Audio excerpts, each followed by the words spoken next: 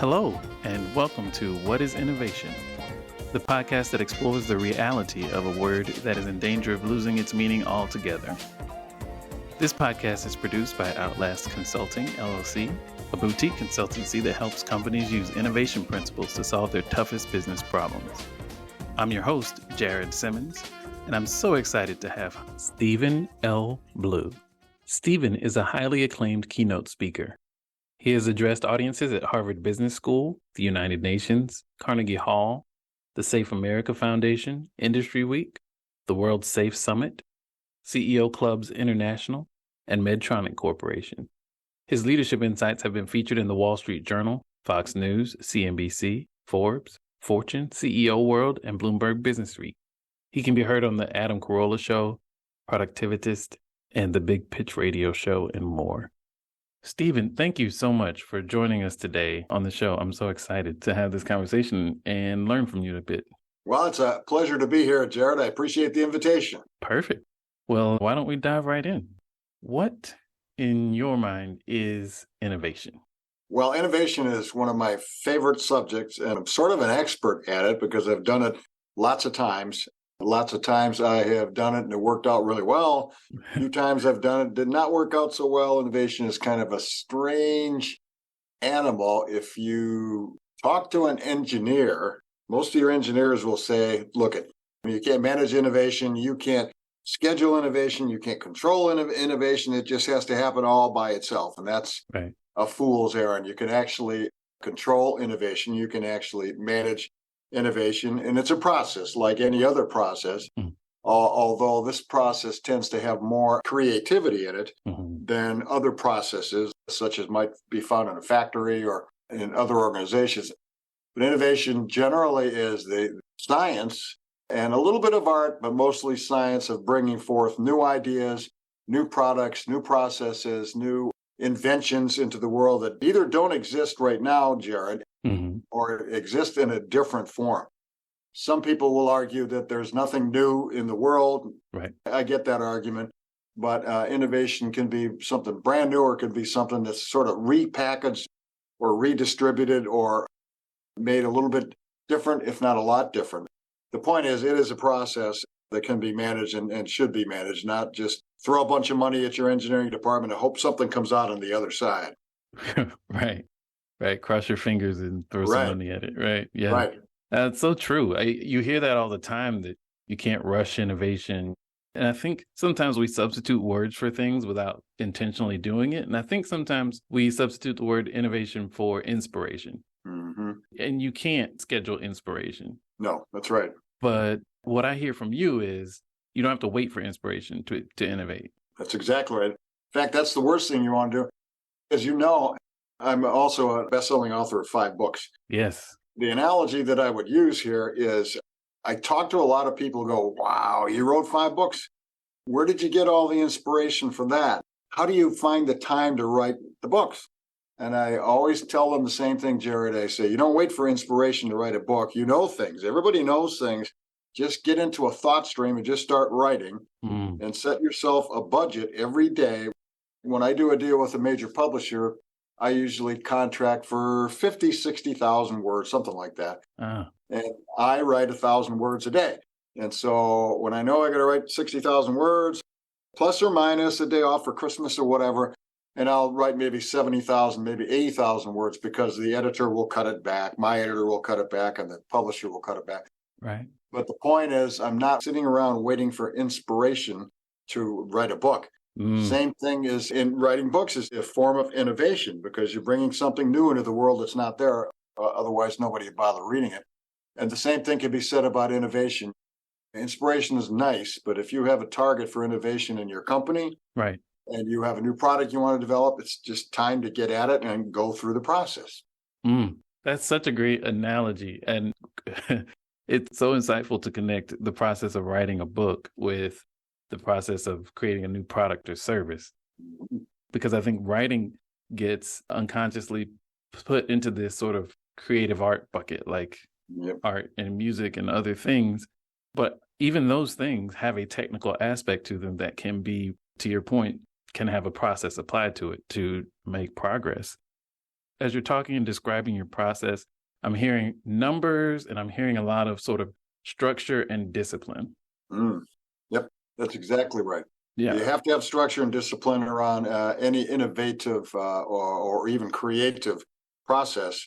Well, I'll give you an example. Some CEOs think that they can just dictate innovation. Say, okay, guys, I want you to be innovative now, so go do it. Here's a bunch of money, go do it, and then tell me when you're all done. And then they wonder why nothing happens. If you're going to innovate in a company, you have to have first a structure and a process in place. Mm-hmm. So I'll give you an example. Just 5 or 6 or 7 years ago, in the company I'm currently a CEO of, I felt the company needed to get a lot more innovative. And I said, I don't mean in the engineering department. That is kind of like their job. They're supposed to be innovative. I want it everywhere, white collar, blue collar, office, factory, and so forth. So I brought a guy in who used to be the chief creativity officer for the QVC network. Oh, wow. Yeah, that's right. That's what people say when I tell them, Jared. They say, that's kind of wild. Why would you do that? It's a shopping network, for God's sake. It's where people buy jewelry or whatever they buy. I don't know. And this guy, when he started there, QVC was, I don't know, hundreds of millions. And then when he left, there were billions. Wow. Now, he wouldn't be, and he would tell you this, he wouldn't be the only reason they went from 100 to billion, but he was a big part of it. And then he went on his own, started a consulting company, friend of mine. So I brought him in and I said, I want you to teach the principles of creativity to every single employee in the place, every single one. And that starts with the kind of fundamentals, Jared, the basics of brainstorming. How do you brainstorm?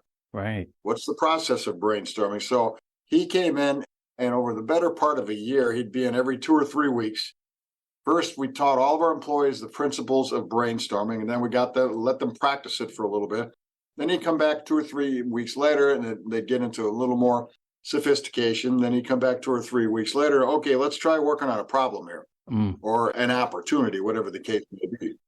And that took the better part of a year.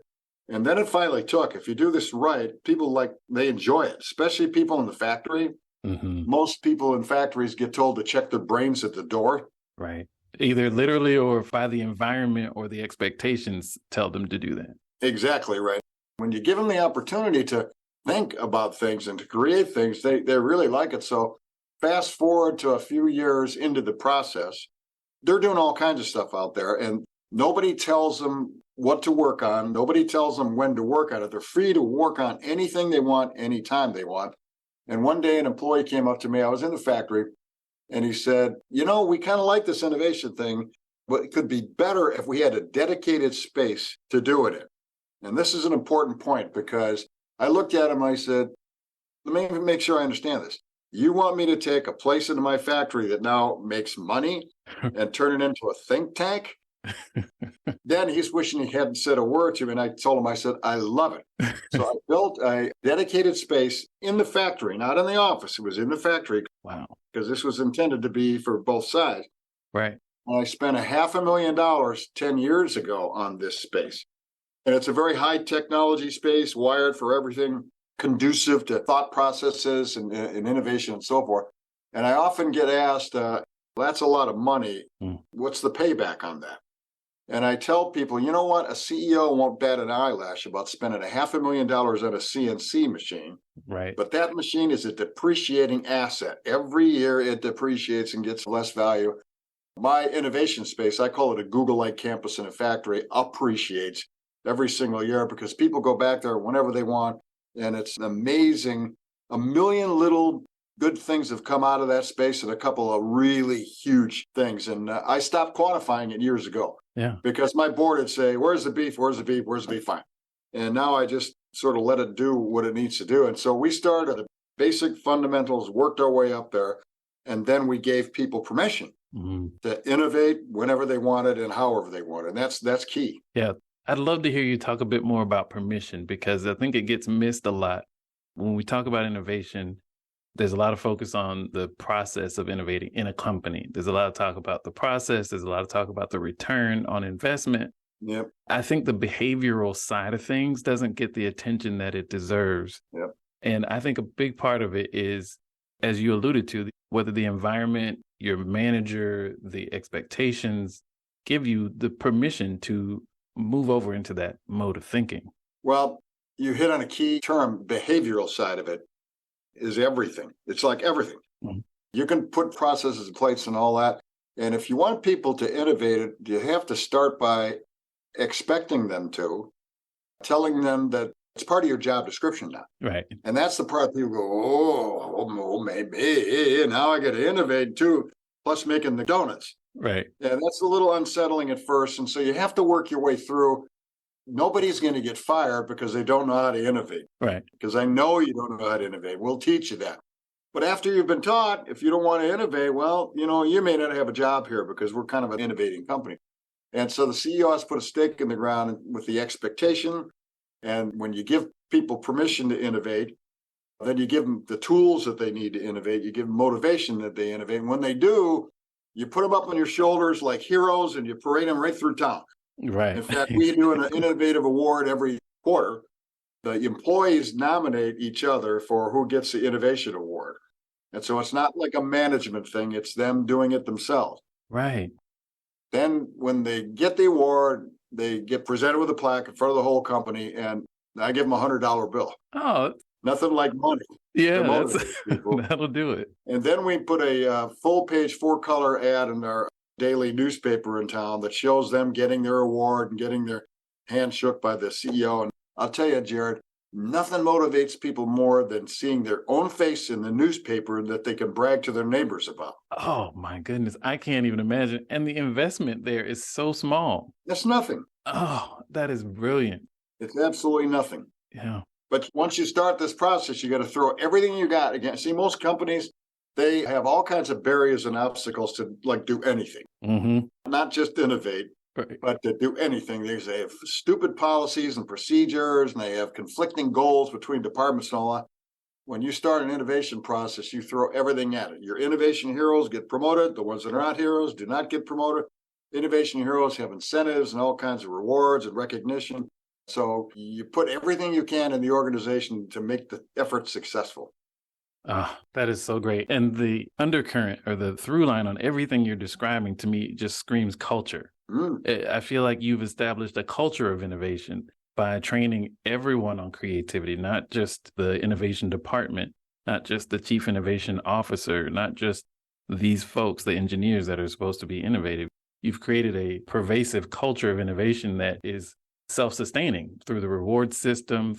Everything you've described is just very elegantly laid out to create a self-sustaining culture of innovation. And that's amazing. You made a good point about the self-sustaining culture, right? It's like, I can't remember the name of the book years ago. But anyway, one of the concepts was called the flywheel. Oh, right. And the idea was once you start, it gets, so you know what I'm talking about, I right? do. It gets bigger and bigger and bigger, and then it sustains itself. And when you have a culture of self-sustaining innovation, you don't need anybody out there saying, okay, here's what I want today. I want you to do this today. They do it all themselves. And guess what? The people who work in the organization, they know better than the CEO what needs to be done. Really, I hate to break the news to you, CEOs, but you're not all that smart. And I'm not either. The only reason I know things that have been around a long time. To me, culture is everything. I write whole books on it. I give speeches on it. And not long ago, Jared, if you mentioned culture to a CEO, it'd give you a deer in the headlights look. Go, what? Culture schmulture. Just give me the hard stuff. Right. Now, more and more CEOs are beginning to understand and recognize the importance of that. And culture, I know this was not the topic today, but I'll just take a minute on it. Culture can be forged. Culture can be created. Culture can be sustained. But most companies, most organizations, in fact, have cultures by default, not by design. Right. I tell CEOs all the time, first you have to understand what kind of culture you have as a baseline, because you want to measure that like you do everything else. Right. And then you have to decide what kind of culture you want to create. And then it's a methodical process. But most cultures, culture has gone wild. Right. Nobody knows what they are. Well, I'll give you an example. You know what the culture is like in most airlines, right? Sure. With most flight attendants, you know what the culture is like, right? They don't like you.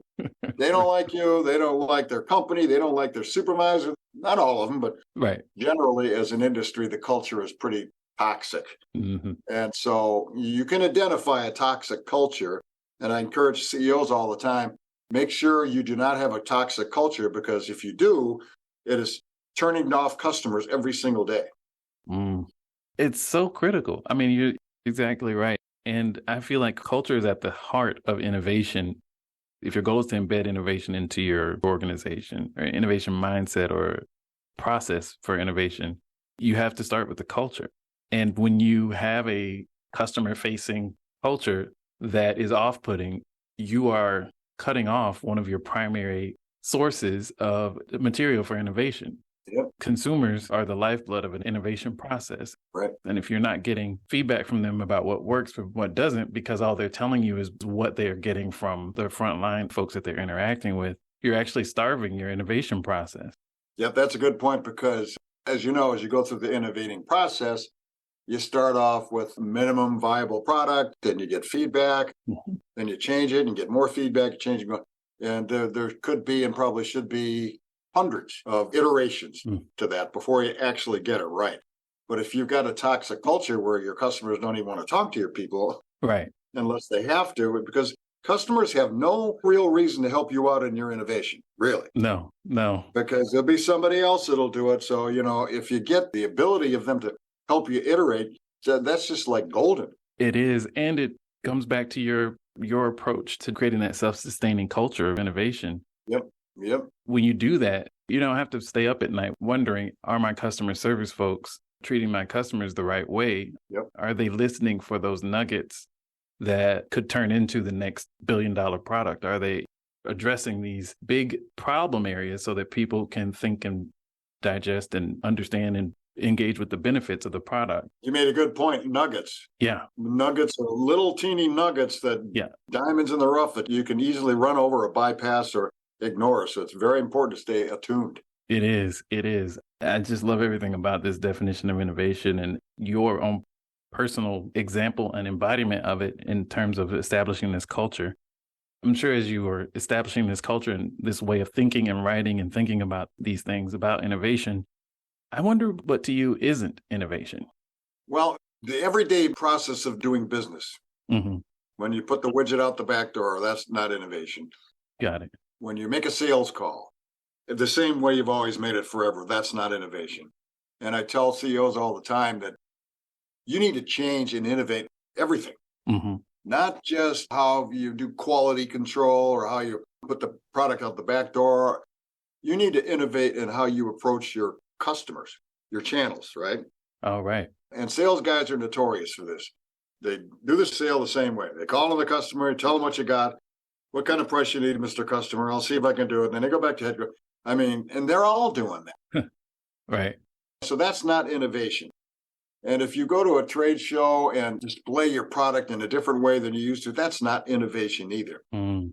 On the other hand, it doesn't have to be huge to be innovation. It can be small improvements, small projects, newer products, and small approaches to the customer. But innovation of the normal everyday stuff, that's not innovation. That's just like punching the time clock. Right. Do you think there has to be a balance? Yeah. Can you have too much innovation? Can you over-index on it? Yeah, you can, because you got to make the donuts. Mm-hmm. Right. While you're creating the new process for making the donuts. And it is a balance because it's a multi-dimensional balance, Jared.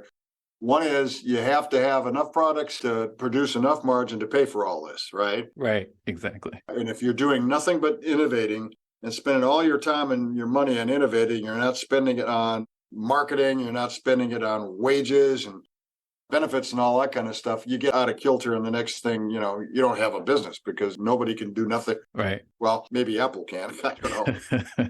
Most companies can't do anything but innovate. So you have to have a balance between running the place, making a profit, and futures. And the other thing is, if you're not careful, the people who are not directly involved in innovation at any point in time, they start getting worried about getting scared. This is just organization dynamics, right? Right. The cool kids. Remember when you went to high school? Yeah. You're probably one of the cool kids. I wasn't. You had the cool kids and you had the not cool kids, right? Yep. You want to make sure in your organization, particularly in the beginning of an innovation process, that you continue to reinforce with people that you're all cool kids. There are no cool kids. and not cool kids, because as you bring up a new process or product or innovation and you're sort of launching it and it's getting fanfare and it's making all kinds, it's really easy for the people who weren't involved in that directly to think that maybe they're second-class citizens and maybe they ought to look for another job. Oh, that is such a great point. And even to the point where thinking about looking for another job, but also even the more subtle kind of things where I'll come in 15 minutes later, or Right. I'm not going to pay as much attention as I was before. Exactly. I'm not feeling valued. I'm not feeling appreciated. You have to be on the innovation team to get an award. You have to be Right. one of the cool kids. That's a perfect analogy. Right. To get any attention. And if I don't know how to get there, or if I don't feel like I have the skills to get there, which is why I love your sort of immersive cultural approach to this, because you're saying step one is give everybody the tools. Yeah, exactly. Whenever I'd have an all-employee meeting to rave about a new or innovative thing or whatever, I'd always say, and let's not forget everybody else that made all the money that made this possible. All of you that were not involved in that. And that's just sort of how I handle it, sort of counterbalances a little bit. I think you have to. Terms like balance are so important to keep in these conversations because companies can become echo chambers very quickly. Yep. And the minute it turns into an echo chamber, you lose balance. And to your point, when they call it a balance sheet for a reason. That's true. Yeah. I like that. When that gets out of whack, you're in trouble. So I think it all kind of comes back to the human element of innovation and getting that part right, because I grew up in P&G's innovation process. I worked at McKinsey for a little while, did their innovation process, Coca-Cola, their innovation process. I've been serving clients, all their innovation processes.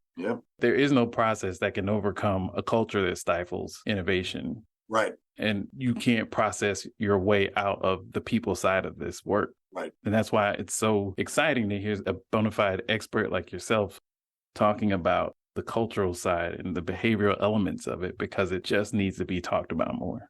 That's everything. And you brought up a good example, P&G, probably one of the greatest innovators of our time. Yeah.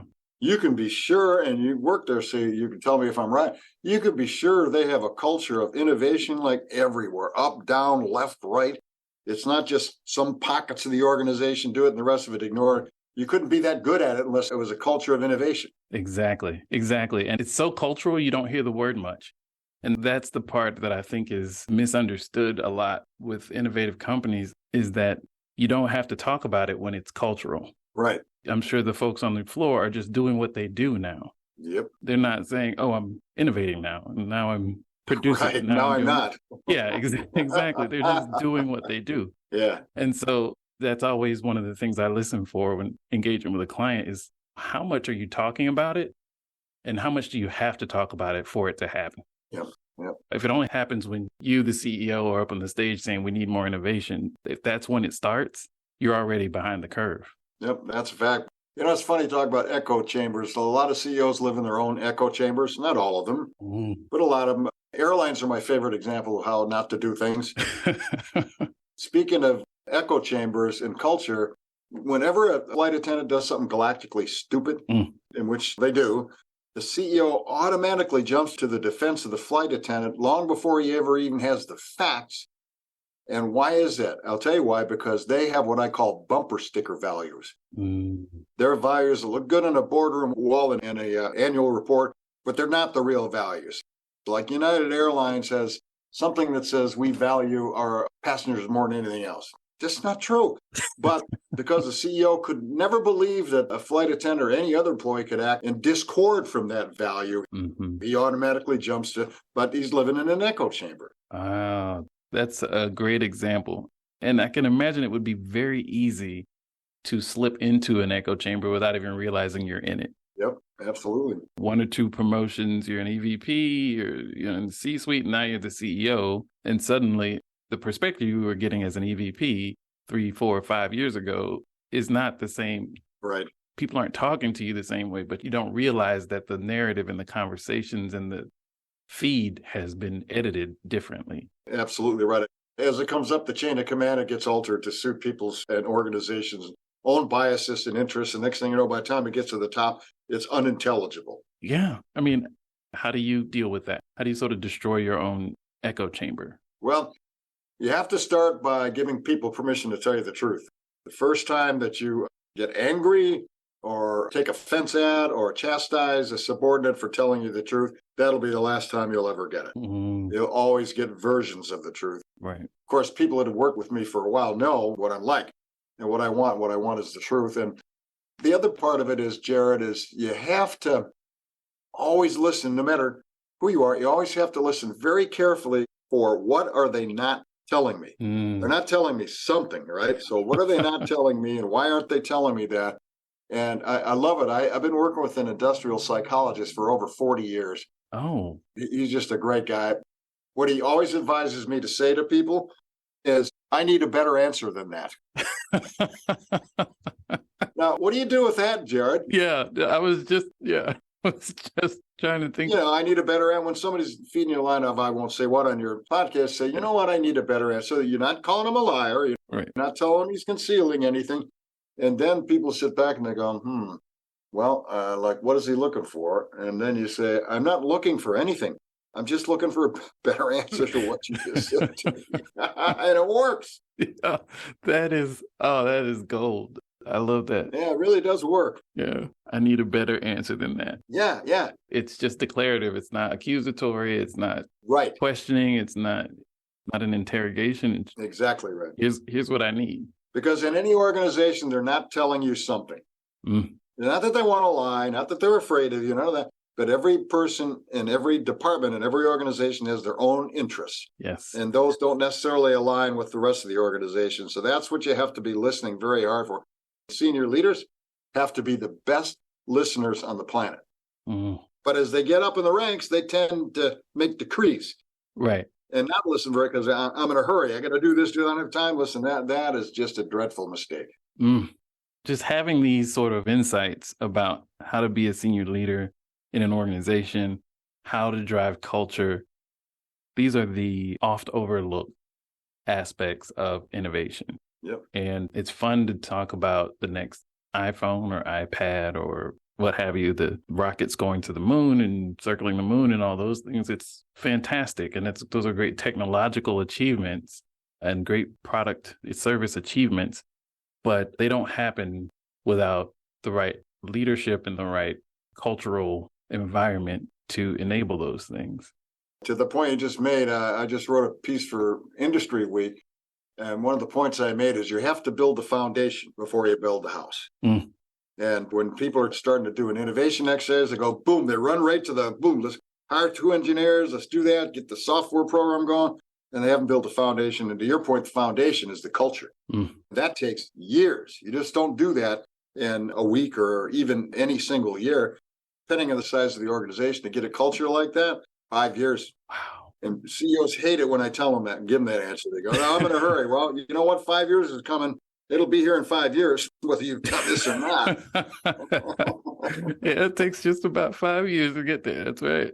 It's going to get there no matter what. So you might as well get started now. Oh, that is so great.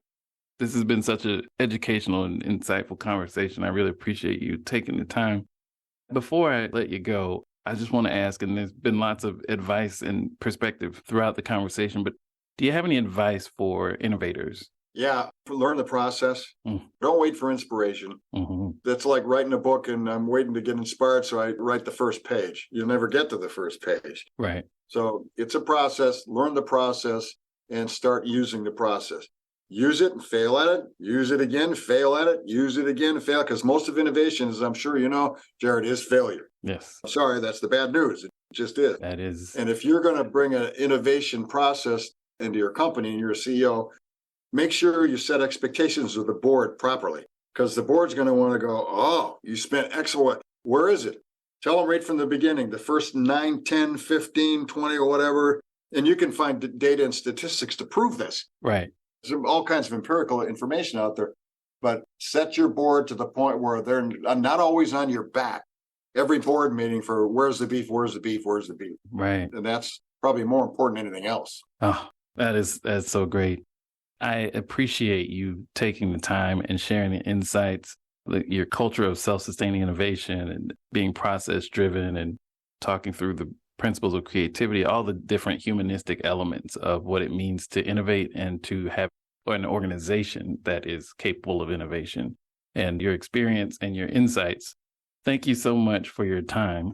That's my pleasure. I love talking about innovation. Yeah, no, it comes through, and I love listening to people who love talking about innovation. So it's been a wonderful conversation, and we'll have to do it again sometime. I hope so. Thank you so much. All right, take care.